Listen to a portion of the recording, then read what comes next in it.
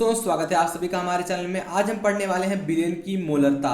इससे पहले वाली वीडियो में हमने आपका पढ़ा है बिलेन की मोलरता, मोलरिटी ऑफ सोल्यूशन पढ़ा है। ये हम पढ़ने जा रहे हैं मोलरिटी ऑफ सोल्यूशन। देखिए, उसमें हमने आपको बताया था बिलेन क्या होता है, बिलीन क्या होता है, बिले क्या होता है, और आपका जो भी था सारा हमने मोलों की संख्या क्या होती है सारा कुछ बताया। अगर आपने वीडियो नहीं देखा तो मैं डिस्क्रिप्शन बॉक्स में डाल दूंगा वो वीडियो का लिंक, आप देख सकते हैं। चलिए देखते हैं बिलेन की मोलरता क्या है। देखिए, 1 लीटर बिलेन में बिलीन बिले के मोलों की संख्या बिलेन की मोलरता कहलाती है। देखिए, 1 लीटर अगर कोई बिलेन है उसमें बिलीन बिले के मोलों की जो संख्या होती है वही कहलाती है आपकी बिलेन की। अगर आपको लगाना हो इससे सवाल न्यूमेरिकल तो आपके लिए ये फार्मूला है, ये सूत्र है। आप थ्योरी लिखते समय भी इसको लिखेंगे, जैसे कि बिलेन की मोलरता, इसका क्या सूत्र होता है, तो बिले के मोलों की संख्या और बटा बिलेन का आयतन। अब देखिए, इसमें क्या एक आता है कि ये तो आप याद कर लिए, लेकिन आपको ये नहीं पता है कि बिले के मोलों की संख्या बराबर क्या होता है। तो बिले के मोलों की संख्या बराबर होता है बिलेन का भार बटा बिले का भार बटा बिले का अणुभार। ये बिले के मोलों की संख्या होती है, इसलिए यहाँ देखिए यम बराबर यम माने कि बिलेन की मोलरता बराबर आपका लिखा गया है डब्ल्यू बटा यम, और जहाँ केवल होना चाहिए एक ही शब्द यानी कि बिले के मोलों की संख्या, लेकिन यहाँ इसको विस्तार करके लिखा गया है कि बिले के मोलों की संख्या बराबर आपका क्या होता है बिले का भार बटा बिले का अणुभार। तो बिले का भार यानी कि डब्ल्यू से वेट और अणुभार यानी कि मास यम से कर दिया, तो बिले का भार बटा बिले का अणुभार बटा बिलेन का आयतन को वी से प्रदर्शित किया गया है। तो इस तरीके से आप लिखेंगे 1 लीटर बिलेन में बिलीन बिले के मोलों की संख्या बिलेन की मोलरता कहलाती है। इसका क्या सूत्र होता है, बिलेन की मोलरता बराबर बिले के मोलों की संख्या बटा बिलेन का आयतन। अगर आप इसे विस्तार करना चाहें कि अगर आपसे कोई पूछ लेता है कि यहाँ जो है बिले के मोलों की संख्या ये क्या है, तो आप इस बताएंगे कि बिले का भार बटा बिले का अणुभार ही बिले की मोलरता होती है, या किसी पदार्थ में उपस्थित 6.022 × 10⁻23 जो कण होते हैं वो भी बिले के मोल कहलाते हैं।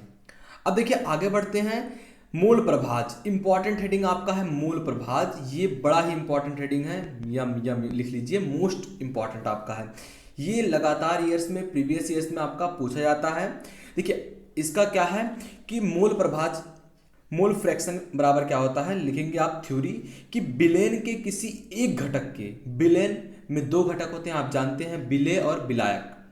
बिले में 2 घटक होते हैं, बिले और बिलायक।